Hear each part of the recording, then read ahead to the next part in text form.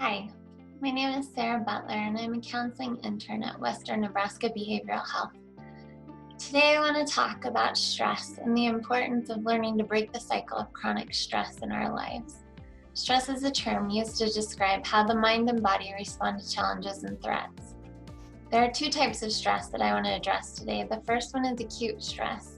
Acute stress is a one-time or short-term threat that your mind and body have an immediate reaction to.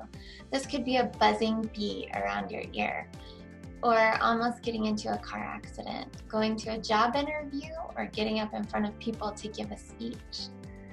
Our brain's stress response system immediately reacts to this type of stress. The hypothalamus sends a signal to the pituitary gland, which then sends a signal to the adrenal glands that causes the release of cortisol and adrenaline into your system. This is when your heart starts pounding. It feels like it's in your throat. Your pupils dilate, your airways open, your muscles tense, and you become hyper aware of your surroundings. You might feel energized, pumped, and motivated to attack whatever is causing you stress. This is a good thing. Our body's stress response system helps us face and conquer the acute stressors that we face in life. Our stress hormones are doing what they're supposed to, and we feel energized to face challenges. We also feel really great once they're over. But what happens when the challenge we are facing does not go away? What if it is not a short-lived or a one-time threat, and our urge to respond must be suppressed over and over again? This is when stress becomes chronic. Chronic stress is dangerous to our physical and mental health. The body and mind still react to stress in the same way. All systems are firing, but the threat doesn't go away.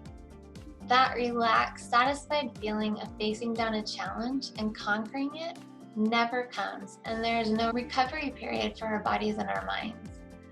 Those same responses that helped us before will begin to work against us by breaking down our immune system and causing health problems. How can we stop this cycle and manage chronic stress in a healthy way? If we cannot make the problem itself go away, how do we cope with its presence on a day-to-day basis without our physical and mental health becoming casualties? The first thing we need to do is increase our self-awareness. How does your mind and body respond to stress? What are the physical and emotional signs? Too little or too much sleep, low energy, weight loss or weight gain, acne, upset stomach, headaches, stiff jaw and neck, body aches, sexual problems, irritability, anger and sadness, and abusing harmful substances to force relaxation can all be signs of stress. The more we understand about what is really happening inside of us when we're stressed, the better equipped we'll be to cope with and respond to it.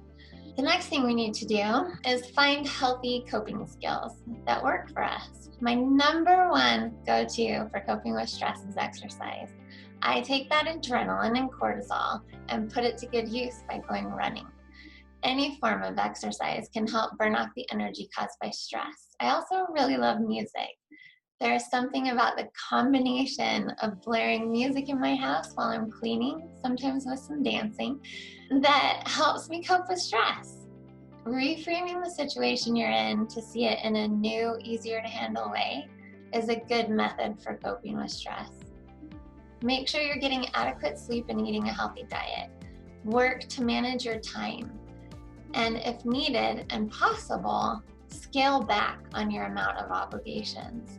Spending time in nature, playing with pets, gratitude journals, reading for pleasure, watching a show, playing with kids, gardening, cooking, and art therapy are all ways to cope with stress. Find the coping skills that you enjoy and that relieve your symptoms of stress. The next thing we need to do is discover methods of relaxation that work for us. Meditation, grounding methods, diaphragmatic breathing, yoga, progressive muscular relaxation, exercise, pet therapy, taking a bath, music, talking with friends and loved ones, and body scan meditation are all ways to help the body and mind relax. Discovering methods of relaxation and practicing them on a regular basis, even when you are not feeling stressed, may help to retrain your mind and body to cope with stress in healthy ways. If you practice coping and relaxation skills enough, they can become automatic responses when you're feeling stressed. The damage that chronic stress can cause is something that I have personal experience with. After enduring a series of traumatic events in my life, I began living in crisis mode. I ignored the stress I was feeling, held it all inside, and carried on with day-to-day life.